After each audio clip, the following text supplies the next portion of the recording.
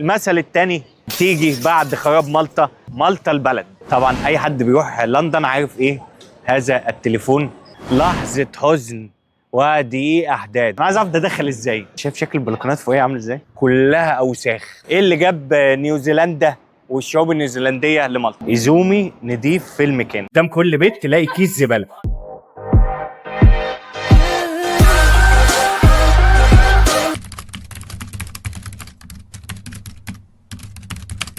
اهلا بيكم في عاصمه مالطا البلد او البلد او بالانجليزي فاليتا، وهي اصغر عاصمه في الاتحاد الاوروبي. مساحتها اقل من كيلومتر مربع واحد 0.8، وهي كلها موقع تراث عالمي لليونسكو. الدوله رقم 42. وصلت 42 دوله، عقبال 50. عايزين نقفلهم بس 50 السنه دي. تفتكروا نقدر؟ ادونا كده لايكات وشير وسبسكرايب عشان نوصل 50. البلد اللي معروفه عندنا بالامثال، ايه هي قصه الامثال دي؟ يلا نعرفها مع بعض. في الفيديوهين اللي فاتوا لفينا في مالطا ورحنا المدينه والرباط ومرسى شلوك، ورحنا اشهر مناطق في مالطا، وشفنا قصة المثل بتاع بيدن في مالطا. اتفرجوا على الفيديوهات اللي فاتت لو ما شفتوهاش عشان تعرفوا ايه اللي حصل قبل الفيديو ده.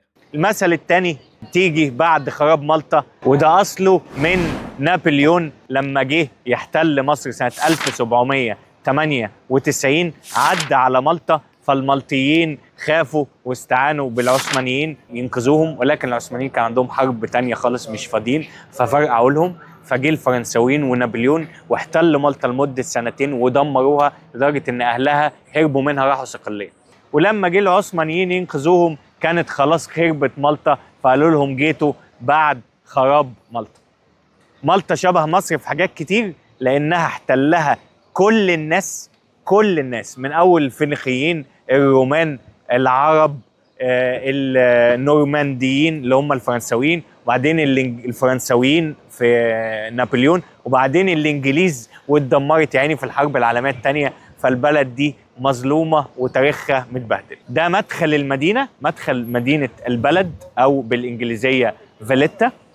واللي ورا دي نافوره ترايتون او الثلاثيه عشان فيها تمثال ثلاثي، ووراها البوابه. فناخد جوله كده في مدينه البلد او فاليتا. فالعاصمه فاليتا كلها محاطه بايه؟ باسوار، واسوار عاليه. بص المنظر، يعني بص المنظر، كلها محاطه باسوار عاليه جدا. تعالوا نشوف بقى ايه يومنا في فاليتا. ناخد لفه كده ونتفرج على، مش هنقول فاليتا بقى، هنقول البلد، مالطا البلد، زي دسوق البلد ولا سمنود البلد.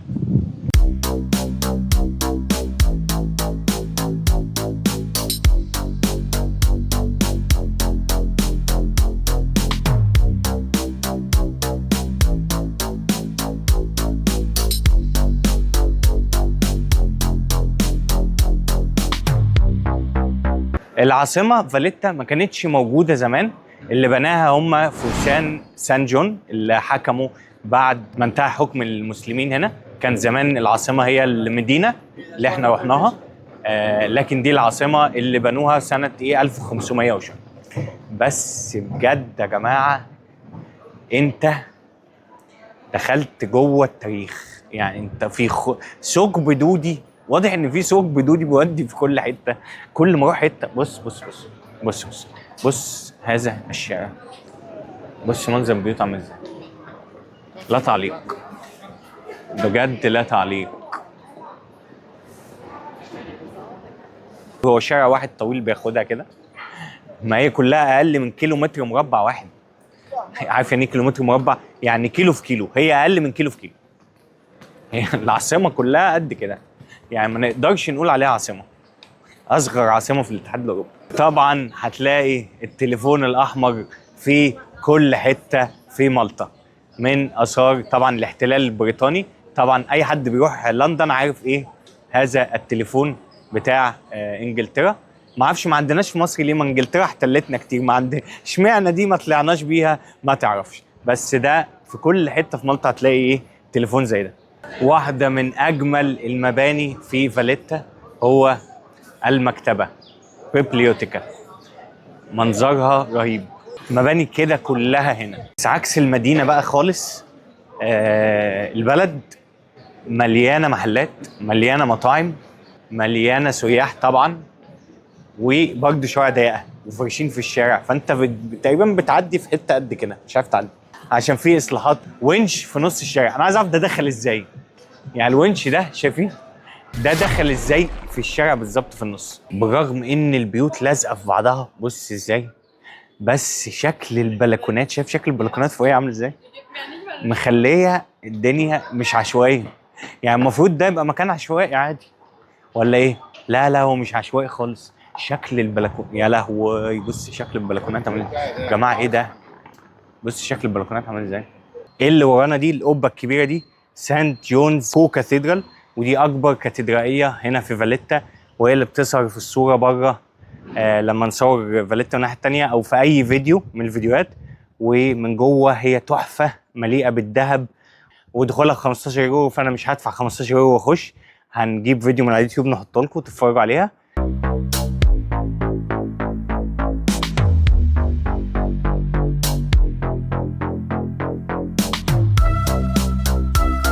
طلعت اللي احنا شفناها كبير اللي فيها القبه دي هناك، ما طلعتش سان جونز كو كاثيدرال، طلعت بازيليكا تال مادونا. اللي ورانا دي اللي هي سان جونز كاثيدرال. من جوه بقول لك مليانه تحف وحاجات، بس هي من بره مش مبهره خالص. يعني انا مش منبهر خالص، التانيه من بره احلى بكتير. فين الانبهار هنا معلش من بره؟ بس يقول لك من جوه بقى ايه، كنوز كنوز. عاملين حمله عشان الاطفال يحبوا يرموا الزباله في الباسكت. فمكتوب ايه؟ ايزومي نظيف في المكان. اهي ايزومي نضيف في المكان. فايزومي ده اللي هي تقريبا الشخصيه، ونضيف يعني نضيف في المكان، يعني بيخلي المكان نضيف. كلام سهل وبسيط ومفهوم عربي صرف يعني. ده المينا بتاع فاليتا القديم، وهنا بتركض السفينه HMS ماوري. وماوري ده اسم الشعوب الاصليه النيوزيلنديه. ايه اللي جاب القلعه جنب البحر؟ ايه اللي جاب نيوزيلندا والشعوب النيوزيلنديه لمالطا؟ عشان انجلترا كانت بتحكم من اول نيوزيلندا لمالطا لجنوب افريقيا لمصر، فهي سمت هذه السفينه HMS، وهي من اكبر السفن الحربيه في الحرب العالميه الثانيه، سمتها على اسم شعوب نيوزيلندا كجدعنه وكده. وكانت راسيه هنا في مالطا عشان مالطا كانت محتله برضه من الانجليز، فجم الالمان بالطيران ضربوها وغرقت. ولحد دلوقتي ده موقع غطس، وبتيجي الناس تغطس هنا عشان تشوف اثار السفينه الغارقه. هو غريبه ان هم سامحين بالعربيات تخش وتمشي، يعني شايف ناس ماشيه بعربياتها عادي، ودي حاجه غريبه لان هي البلد كلها قد كده وممكن تمشيها عادي، فممكن تخليها خاليه من العربيات. من الحاجات الغريبه في مالطا ساعه المغربيه كده تلاقي كل الناس مطلعين الزباله بره، خلاص عشان عربيه الزباله هتيجي تلمها. ايوه، قدام كل بيت تلاقي كيس زباله مقفول كويس وكيس جميل وكل حاجه. طلعت الزباله الحاجات اللي هي ريسايكلبل بس، فدي عشان بتوع الريسايكلينج يعدوا ياخدوها. الحاجه الاغرب، فين القطط؟ يعني لو احنا عملنا كده هتيجي القطط تاكل الزباله كلها وتيبشها. لحظه حزن ودقيق احداث. دي فورت مانويل، واللي ما عرفش فورت مانويل فهذا المكان شهد مقتل نيد ستارك. القلعة اللي في مالطا هنا اللي اتعمل فيها المشهد الشهير في سيزون 1 من جيم اوف ثرونز، اللي اتذبح فيه نيد ستارك كبير عائلة الستارك وملك الشمال والذئب الكبير، اتذبح في هذه الفورت. ودي اللحظة الوحيدة اللي أنا عيطت فيها مرتين، يعني اتفرجت على المسلسل مرتين، عيطت مرتين على موت نيد ستارك، لأنه كان رمز الخير وأنضف واحد في المسلسل، وقتلوا أمه في الحلقة الأخيرة في سيزون 1. يعني أنت في أول سيزون تقدر للراجل يعني أنضف واحد في المسلسل، قال لك عشان إحنا هنا كلها أوساخ فمش هيعيش معانا. طبعا فورت مانويل هي جزيرة خلاص في وسط جزيرة مالطا، واسمها الجزيرة. من النهارده مفيش حكومه. لا مش مفيش حكومه ومنصور الحفني، دي جزيره اسمها الجزيره فعلا، لان الاسماء هنا زي ما قلنا ايه عربيه.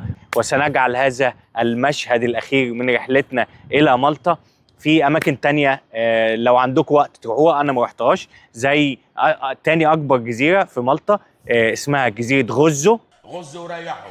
ولو انت في الصيف جزيره غوزو دي او جوزو فيها اشهر مكان بينزلوا فيه الشاطئ هنا اسمه البلو لاجون. انا للاسف مش هقدر اروح عشان خلاص كده وقتي خلص في مالطا. ونذهب الى دول البلقان اللي اشعلت حروب وبهدلت بعض ودايما مصنع الحروب.